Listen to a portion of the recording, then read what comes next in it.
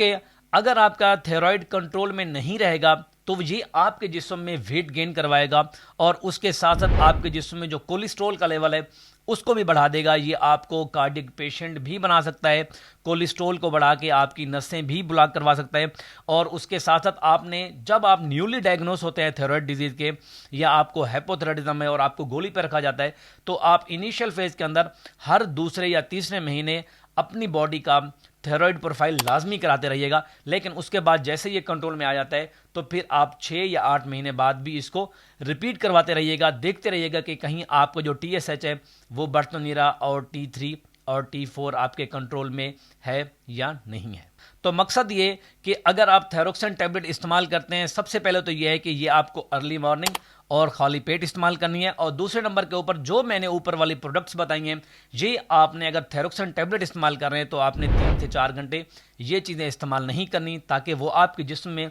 और